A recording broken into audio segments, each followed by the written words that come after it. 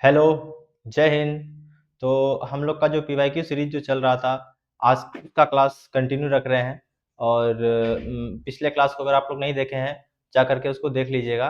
तो आज का जो सवाल है वो जीएस पेपर जो 1 है उसका पूछा गया है 2024 का, यूपीएससी में आया हुआ प्रश्न है। उसमें क्या प्रश्न पूछता है? प्रश्न में बोला गया है कि तापमान में वृद्धि क्या है और यह उष्णकटिबंधीय चक्रवातों के निर्माण को कैसे प्रभावित करती है। प्रश्न को आप एक दो बार पढ़ लीजिएगा, प्रश्न को समझिएगा। यहाँ देखिए एक बताया गया है कि एग्जामिनर जो है वो सिर्फ आपका फॉर्मेशन देखना चाहता है, ठीक है। तो इसको आप एक गौर कीजिएगा, जो प्रश्न पूछा जाता है आपसे आप उसी का हमेशा उत्तर दिया कीजिए, ना कि जो ना पूछा जाए उसका आप जो मन तो लिखिए। जो पूछा जाए सिर्फ उसी का उत्तर लिखना है। तो अब देखते हैं, इसको समझिए पहले कि इस सवाल को हमको कितने फॉर्मेट में बांटना है। तो आप इसको सवाल को दो फॉर्मेट में बांटिएगा। पहला फॉर्मेट में है तापमान में वृद्धि क्या है, आप इसको बताइएगा। उसके बाद बताइएगा ये जो उष्णकटिबंधीय चक्रवात जो बनते हैं, जो निर्माण होता है, इसको किस प्रकार प्रभावित करते हैं, इसको आप दूसरे भाग में रखिएगा। तो इसको हम एक एक करके देखते हैं।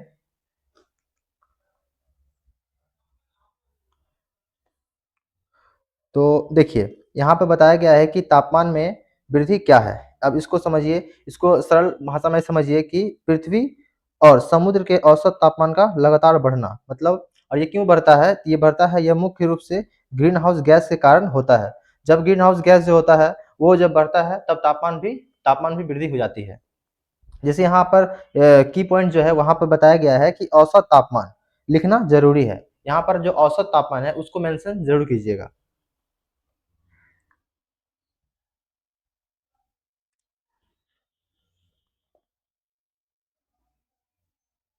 अब देखिए यहाँ पर दूसरा पॉइंट पे है, उसमें आप बताइएगा कि चक्रवात के निर्माण का प्रभाव, ठीक है। अब ये बॉडी स्टार्ट होता है, इसमें आप बताइएगा चक्रवात के निर्माण पर जो प्रभाव पड़ता है उसमें आप बताइएगा चक्रवात बनने की संभावना का बढ़ना, ठीक है। इसमें आप ये बताइएगा कि चक्रवात बनने के लिए समुद्र का तापमान कम से कम 27 डिग्री सेंटीग्रेड होना चाहिए। जो समुद्र का तापमान है वो कम से कम 27 डिग्री सेंटीग्रेड रहना चाहिए, तभी जाकर के वो जो उष्णकटिबंध से जो प्रभावित होगा इसके कारण ही होगा। यहाँ पे बगल में लिखा गया है कि बिना इसके चक्रवात शुरू नहीं हो सकता। अगर समुद्र का जो जल है उसका 27 डिग्री सेंटीग्रेड नहीं रहेगा, चक्रवात जो है वो काम ही नहीं करेगा, मतलब वो शुरू नहीं हो पाएगा। अब देखिए यहाँ बताया गया है कि तापमान बढ़ने से समुद्र जल्दी और ज्यादा गर्म हो जाता है। देखिए तापमान बढ़ने से समुद्र जल्दी और ज्यादा गर्म हो जाता है। अगर तापमान बढ़ता है तो समुद्र का पानी भी गर्म होता है, इससे स्वाभाविक चक्रवात और ज्यादा गति पकड़ लेता है उसका, इसलिए चक्रवात बनने की संभावना काफी बढ़ जाती है। आप यहाँ एक दो पॉइंट को मेंशन कर दीजिएगा। हम लोग को 150 शब्द में लिखना रहता है, ये उसके लिए बहुत अच्छा है। आप सिर्फ इतना ही पॉइंट को, सटीक पॉइंट को लिखिएगा।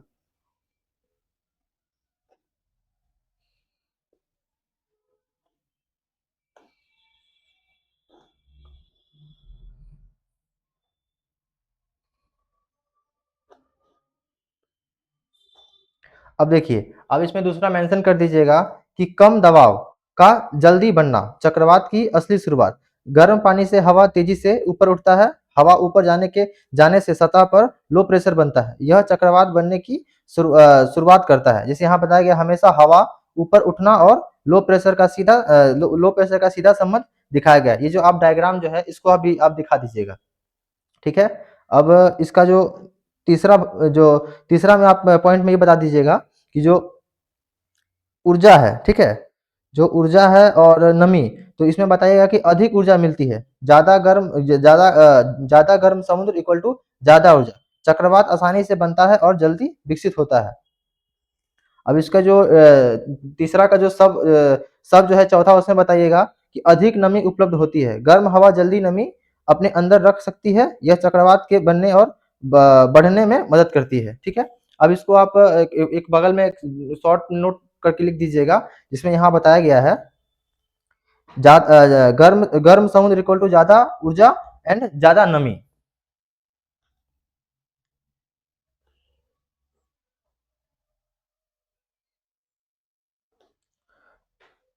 अब हम लोग सवाल की जो निष्कर्ष है उसमें आप किस प्रकार से निष्कर्ष लिख सकते हैं, उसमें आप लिखिएगा कि तापमान में वृद्धि, समुद्र का जल्दी गर्म होना, ठीक है, और हवा का तेजी से ऊपर उठना, कम दबाव जल्दी बनना, अधिक समुद्र से अधिक नमी और अधिक ऊर्जा मिलना। परिणाम क्या होता है कि उष्णकटिबंधीय चक्रवातों का निर्माण आसान और अधिक बार होने लगता है। ठीक है, यहाँ पर अंत में यह फ्लो चार्ट जो है इसको आप बना करके दिखा दीजिएगा, जिससे कि अभी आंसर का फॉर्मेटिंग जो है वो आपको देखता है कि जो एस्पिरेंट है वो किस प्रकार से औरों से अलग देते हैं।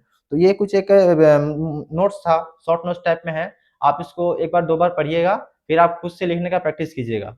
तो ये सीरीज कंटिन्यू रखते हुए मैं नेक्स्ट वीडियो में दूसरा जो 2024 में जो पूछा प्रश्न है उसको लेके आऊंगा।